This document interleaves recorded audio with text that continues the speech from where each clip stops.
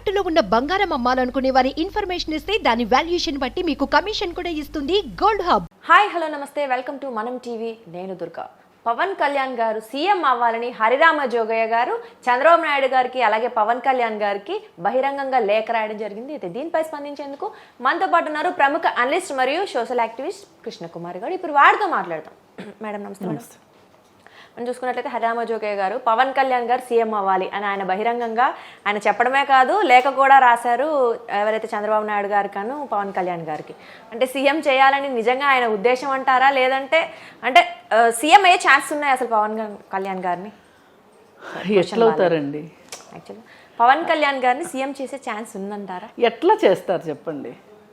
అంటే ఆయన రాశారు కదా, మరి ఆయన రాస్తే అయిపోతుందా? ఇప్పుడు ఆయన రాయడం వెనకే ఒక పెద్ద కుట్ర ఉంది. ఆయన పవన్ కళ్యాణ్ ఎజెండాతో పనిచేయట్లేదు, అలాగే కాపుల ఎజెండాతో పనిచేయట్లేదు. ఆయన పూర్తిగా వైసీపీ ఎజెండాతో పనిచేస్తున్నారు. ఎందుకంటే నిజంగా కనుక ఆయన నిష్కల్మషంగా ఏ ఎజెండాలు లేకుండా ఆయన గనక కేవలం కాపులకి పవన్ కళ్యాణ్కి మేలు చేయాలన్న ఉద్దేశంతో మాత్రమే ఉండుంటే గనక బహిరంగ లేఖ రాసేవాళ్ళు కాదు. ఇదంతా ఒక రకమైన ఒక డిస్టర్బెన్స్ క్రియేట్ చేయడానికి రాసిన లేఖ అది.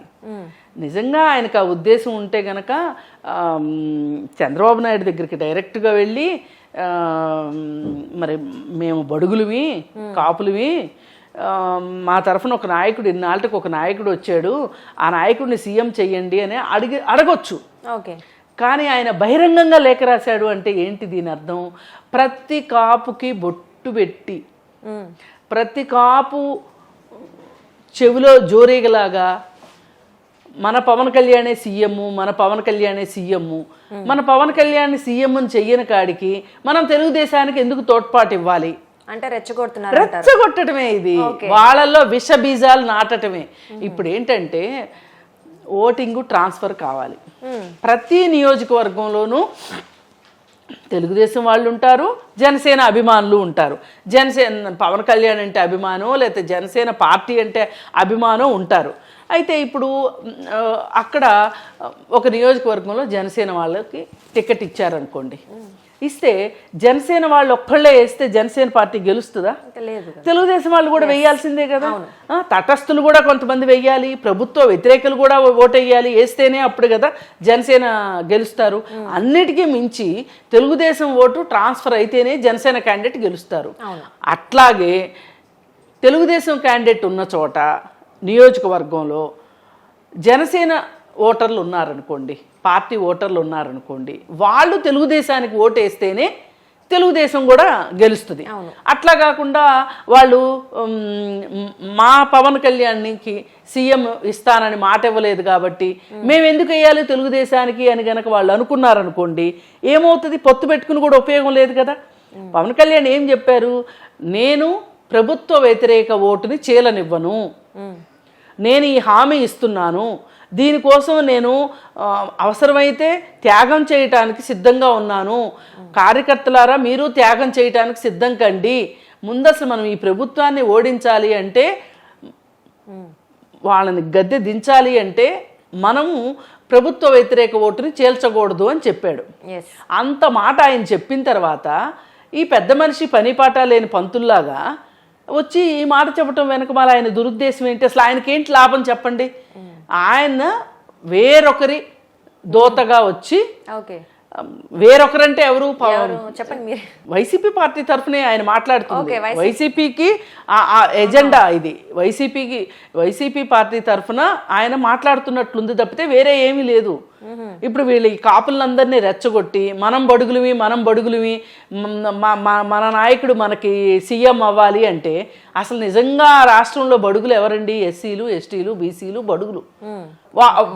అలా అనుకుంటే బడుగులం కాబట్టే మాకు అధికారం రావాలి అంటే ఫస్ట్ అసలు ఎస్సీలకి, ఎస్టీలకి, బీసీలకి ఇవ్వాలి అధికారం. మీకు మాత్రం ఎందుకు ఇవ్వాలి?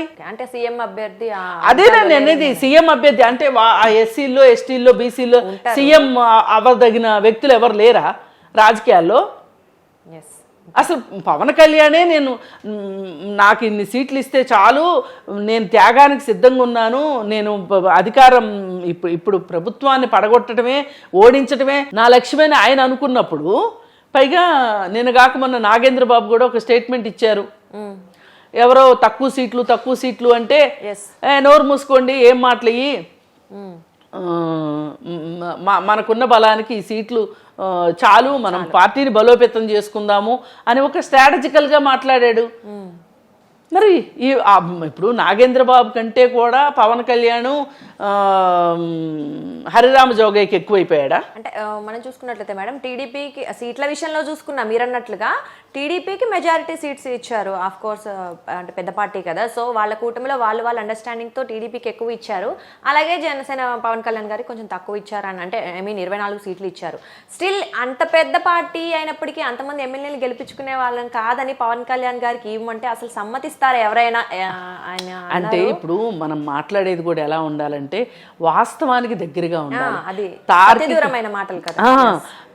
మనం ఒక లాజిక్ మాట్లాడాలి, లాజిక్కి దగ్గరగా ఉండాలి మనం. అంతేగాని అసలు ఎక్కడో ఊహల్లో ఉండి గాల్లో తేలుతున్నట్టు మాట్లాడితే ఆ మాటలకు విలువ ఎక్కడి నుంచి వస్తుంది? అనవసరమైన గందరగోళం చేయటం తప్పితే. అతను ఇప్పుడు ఈ తెలుగుదేశం జనసేన పొత్తుతోటి జగన్మోహన్ రెడ్డి అధికారంలోంచి దిగిపోతాడు, ఇది ఖచ్చితం, ఇది వాస్తవం.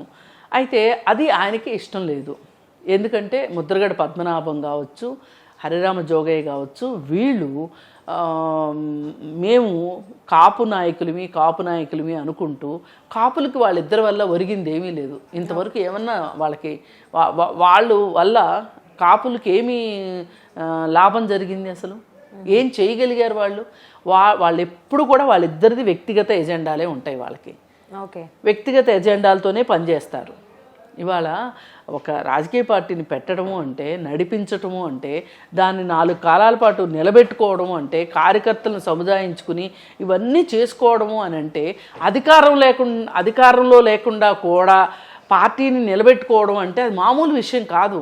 మరి 40 సంవత్సరాల నుంచి తెలుగుదేశం పార్టీ పనిచేస్తూ అన్ని సంవత్సరాలు సీఎంగా ఉండి తెలుగుదేశం పార్టీ తరఫున చంద్రబాబు కావచ్చు, ఎన్టీఆర్ గారు కావచ్చు, వాళ్ళంతా పరిపాలన చేసిన తర్వాత ఈరోజు వచ్చేసేసి గుడ్డొచ్చి పిల్లనెక్కరిచ్చింది అన్నట్లుగా మాట్లాడితే ఎట్లా కుదురుతుంది? ఇది అసలు వాస్తవానికి చాలా దూరంగా ఉంది. అంటే ఇదేదో ఒక కావాలని పొత్తు మీద నీళ్లు చల్లటం లాగా ఉంది తప్పితే వేరే ఏమీ లేదు. ఆయన కూడా ఒకసారి ఆయన మాట్లాడిన దాన్ని పునరాలోచించుకోవాలి. నేను మొదటే చెప్పినట్టు నిజంగా ఆయన అలా అభిప్రాయపడ్డారనుకోండి, అది అభిప్రాయపడడం, ఒక కోరిక ఉండడం. ఇప్పుడు నాకు కూడా సీఎం అవ్వాలంది. ఎవరైనా చేస్తారంటే వద్దంటారా? మిమ్మల్ని చేస్తారంటే మీరు వద్దంటారా? ఎవరు వద్దంటారు? అందుకని ముఖ్యమంత్రి పదవి ఎవరికి చేదు కాదు. కానీ మనం అవ్వగలమా లేదా, అయ్యేంత పరిస్థితి ఉందా లేదా, మనం ఇదేమన్నా మన కళ్ళలో వచ్చిన మాట అని చూసుకోవాలి కదా. ఒక కార్పొరేషన్ చైర్మన్ అడిగినట్లుగానో లేకపోతే ఒక మంత్రి పదవి అడిగినంత ఈజీగా ఆయన ముఖ్యమంత్రి పదవిని ఇమ్మని అడుగుతున్నారు అంటే, అసలు తెలుగుదేశం కార్యకర్తలందరూ అహర్నిశలు పనిచేసి జైళ్ళకి వెళ్ళి పోలీసు కేసులు పెట్టించుకొని కోర్టుల చుట్టూ తిరుగుతున్న వాళ్ళు ఉన్నారు, ఆస్తులు అమ్ముకున్న వాళ్ళు ఉన్నారు, కష్టాలు పడుతున్న వాళ్ళు ఉన్నారు. తెలుగుదేశం పార్టీ పేరు చెప్తే చంపేస్తామన్నంత పరిస్థితిలో వాళ్ళ మీద కేసులు నడుస్తూ ఉన్న పరిస్థితుల్లో వాళ్ళు అన్ని త్యాగాలు చేసుకుంటా పార్టీ కోసమో లేదంటే వాళ్ళ సొంతం కోసమో లేదా వాళ్ళ ఎమ్మెల్యే కోసమో వాళ్ళు అన్ని కష్టాలు పడతా ఉంటే ఈయన వచ్చేసేసి చెప్పడం అనేది ఇది ఒక రకంగా ఎట్లా ఉంది అంటే రామాయణంలో పిడకల వేటలాగా ఉంది తప్పితే వేరే ఏమీ లేదు. దీన్ని అంతకంటే గొప్పగా చూడాల్సిన అవసరం లేదు. పైగా ఆయన కాపుల్ని బడుగులుగా వర్ణించుకోవడము, అభివర్ణించుకోవడము ఇది మరీ వింతగొలిపే విషయము. కాకపోతే కాపుల్లో కూడా అందరిలో ఉన్నట్టు, అన్ని కులాల్లో ఉన్నట్టు పేదరికం ఉంది, అన్ని కులాల్లో ఉన్నట్లు కష్టాలు పడుతున్న వాళ్ళు ఉన్నారు. కానీ దానికి పరిష్కారము పవన్ కళ్యాణ్ సీఎం అవడం కాదు. ఇప్పుడు నా కులం వాడు సీఎం అయ్యాడు అనగానే మీ ఇంటికి వచ్చి ఏమన్నా మీ కులం వాళ్ళకి ఏమన్నా చేస్తారా చెప్పండి? ఇప్పుడు కులం ప్రాతిపదిక మీద ఏం పనులు జరగవు. yes. ఏ ప్రాతిపదిక మీద జరుగుతాయి అంటే పార్టీ ప్రాతిపదిక మీద పనులు జరుగుతాయి. లేదు అనుకుంటే వ్యాపారస్తులు ఎవరైనా ఉంటే వాళ్ళకి మనం సహాయం చేస్తే ఏమైనా వాళ్ళు మళ్ళీ మనకు తిరిగి సహాయం చేస్తారు అనే ప్రాతిపదిక మీద జరుగుతాయి. ఇప్పుడు మీరు చూడండి, అదానికి అంబానీకి కాంట్రాక్టులు అన్నీ వెళ్తున్నాయి కదా. ఎందుకు వెళ్తున్నాయి? వాళ్ళకే ఎందుకు వెళ్తున్నాయి, ఆ ఇద్దరికే ఎందుకు వెళ్తున్నాయి కాంట్రాక్టులు అంటే సమాధానం చాలా సింపుల్. ఏంటి అంటే వాళ్ళు ఈ కాంట్రాక్టులు తీసుకోవటం ద్వారా కావచ్చు, లేకపోతే ఈ ప్రభుత్వం దగ్గర నుంచి ఈ సహాయం తీసుకున్నందుకు గాను వాళ్ళు మళ్ళీ తిరిగి ఫండ్ ఇస్తారు పార్టీకి ఫండ్ ఇస్తారు. ఇది అందరికీ తెలిసిన విషయమే. పైగా మోడీ వచ్చిన తర్వాత ఎలక్ట్రల్ బాండ్స్ అని పెట్టి వాళ్ళందరి దగ్గర నుంచి డబ్బులు వెనక్కి తీసుకున్నాడు. ఇప్పుడు సుప్రీంకోర్టు మొత్తం కాలం అంతా అయిపోయిన తర్వాత 10 సంవత్సరాల పాటు వాళ్ళు పందికొక్కులాగా తిన్న తర్వాత ఇవాళ అది కరెక్ట్ కాదని ఈ రోజు చెప్తుంది సుప్రీంకోర్టు. ఆ రోజు ఎలక్ట్రల్ బాండ్స్ పెట్టిన రోజునే వాటిని సస్పెండ్ చేసి ఉండాల్సింది దాన్ని. ఈ లోపు అందరూ తీసుకున్నారు, పనులు చేయించుకున్నారు, తీసుకున్నారు. పైగా తనకి వ్యతిరేకించిన వాళ్ళకి డబ్బులు ఇవ్వను అన్న వాళ్ళని, అంటే ఎలక్ట్రల్ బాండ్స్ కొనని వాళ్ళని వాళ్ళ మీద ఈడీ రైడ్స్, ఐటీ రైడ్స్ చేయించి ఈ సంవత్సరం ఈడీ రైడు, ఐటీ రైడు జరిగింది అంటే తర్వాత సంవత్సరం వాళ్ళు విపరీతంగా డబ్బులు ఇచ్చిన డేటా ఉంది, వాళ్ళు బయటకు వచ్చింది. ఓకే, ఇంతకు ముందు ఇవి బయట పెట్టకూడదు అని చెప్పి వీళ్ళు ఒక రూల్ పెట్టుకున్నారు. ఆ రూల్ని సుప్రీంకోర్టు బ్రేక్ చేసింది. ఇప్పుడు లిస్టు మొత్తం బయటకు వచ్చింది. బీజేపీ పార్టీకి ఎవరెవరు చందాలు ఇచ్చారు, ఎవరెవరు పార్టీ ఫండ్ ఇచ్చారు అనేది మొత్తం డేటా బయటకు వస్తే ఇప్పుడు వాళ్ళు ఫండ్ ఇచ్చిన దానికి బిఫోరు ఏం జరిగిందో చూపిస్తుంది. అంటే అక్కడ స్విచ్ చేస్తే ఇక్కడ లైట్ వెలిగింది అన్నట్లుగా మొత్తం వచ్చేసినాయి. ఇట్లా ఏదన్నా ఉపయోగాలు చేసుకుంటారు తప్పితే ఒక కులానికి కావాలని పర్టికులర్గా కులానికి న్యాయం చేసేది ఏమీ లేదు. అంతే. ఇప్పుడు ఈ పొత్తును చెదరగొట్టాలి.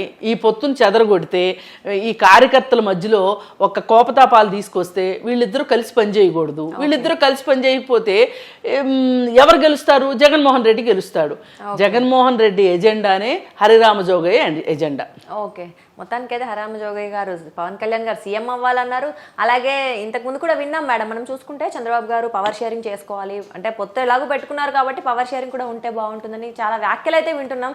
చూద్దాం అసలు చంద్రబాబు గారు, పవన్ కళ్యాణ్ గారు ఎలా స్పందిస్తారో దీనిపై అనేది. Thank you madam. Thank you.